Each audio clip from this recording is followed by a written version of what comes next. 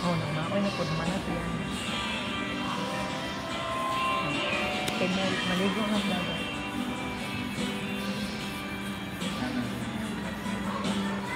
Nadag.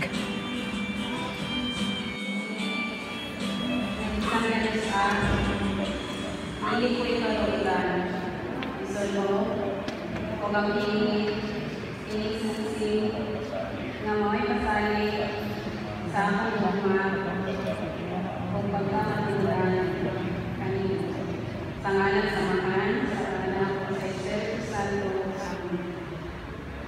Amen.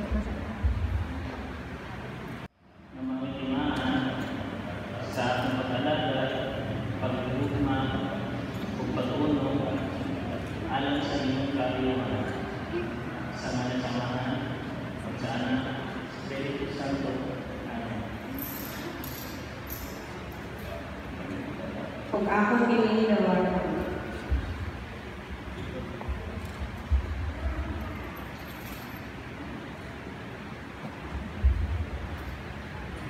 minahal mo galing Joel at kung magatugyan kanino ng Biblia, di na isulat ang mga pulong sa kinabuhi.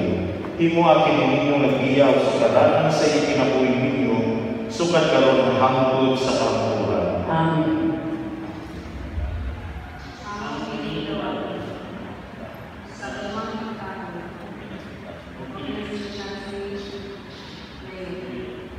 Makaisunan ako kay Kristo, hatagan ako sa masjid. Karon nga nakadawat na kamo sa sakramento sa Panginoon, tambagan ko kamo sa pagbiling nga makadunay sa usa-usa. Lali, higugmaan ang bana o pagbinuhutan ng asawa. Pagpadayon diha sa pagtuo, pagigugma o kasantos. Joel, higugmaan ang asawa, mayon niya si Kristo na higugma sa iyang simbahan o pagpagigtigong kaniya diya sa santos na kahadlok sa inyo. Ang inumanagan ninyo, manaw sa kanimo. ito po ang inyong mga ululatong malayo na panalangin sa Diyos. Ang Ginoong Jesucristo nga nagdapit sa kasalsakana, manalangin na kayo ninyo sa inyong kabanayan o kahigalahan.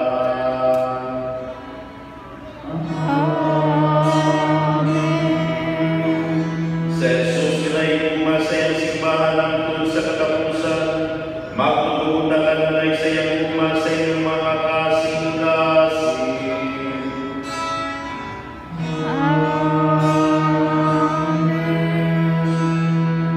Ihatag na kaninyo na ingon nga nagtulog kamo sa iyang pagkabanaw, magpapulog na kamo kanunya, diya sa kalipay sa paglao.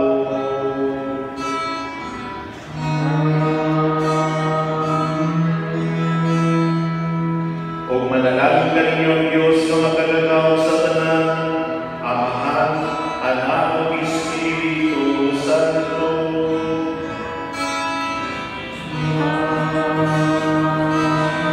Mrs. Joel Simpanya. Tubang, dali. O karon, saksiyan nato ang pagalo ni Joel sa iyang asawa. Atubang. Atubang, dali.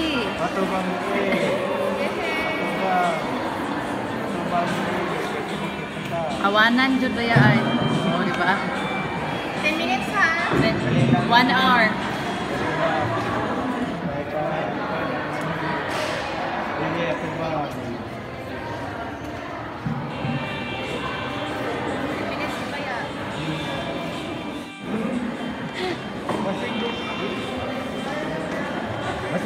Okay?